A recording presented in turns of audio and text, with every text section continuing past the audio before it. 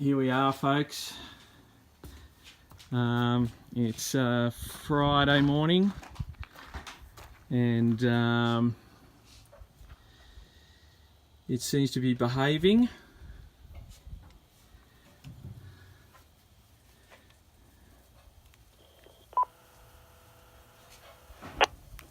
One, two, three, four, five. Okay, 2HEY testing. 1, 2, 3. Now there's a bit of a click going through it. A click, click, click, click, click. I think that might be the controller. I don't know. Could be actually this Motorola portable. But it's very light. Haven't noticed it before. Didn't notice it with the other controller that I was using, so I figure that's the case. We have, just in case, a transducer here monitoring the temperature of the chassis. That doesn't kick in until it's 50 degrees. I would actually prefer the air monitoring sensor that David VK2HDP showed me, but in the meantime we'll just put this. But we're going into winter time with this system, so I don't expect much in the way of temperature issues at this point, but we'll address that more thoroughly down the track. The most pressing issue is hoping that the solar system, keeping it running, will be okay. At this stage we have one 200 watt panel.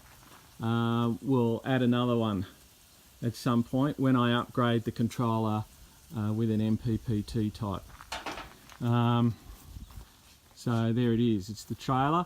You wouldn't be able to drive along the road with this box in the back. This box is fully self-contained. It's got two 100 amp hour AGMs sitting right at the very bottom, and then there is a non-conductive plate that the repeater sits on, and it's all loose, nothing's bolted in. It all just sits in there as is in this case. So before we get motoring, I'll have to disconnect the solar panel. There we go. I'll have to disconnect the solar panel, and we'll pull the box out and put it in the back of a car, and but we'll tow the rest as is. Antenna at the moment is an X30.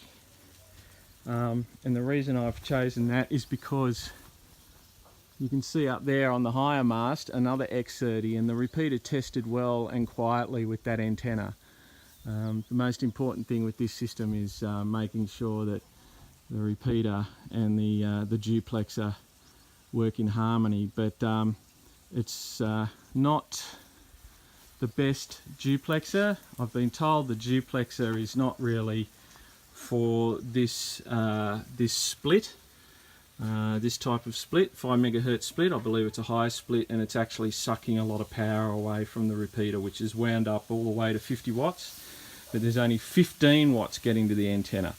However, it's not regurgitating or doing any other nasty stuff, so this is just to see how the system goes at big box.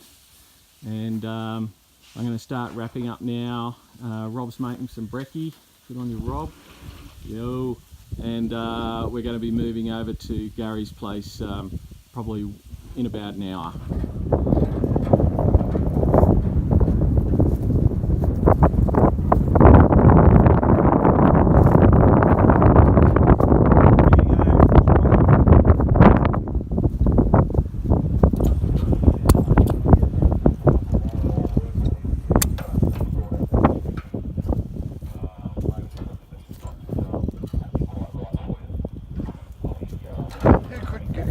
Tony with his Yaesu, apparently.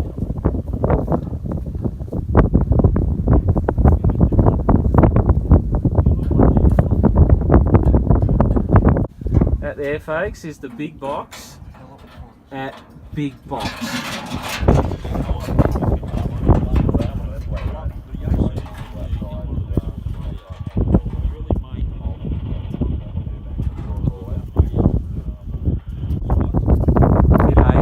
Mount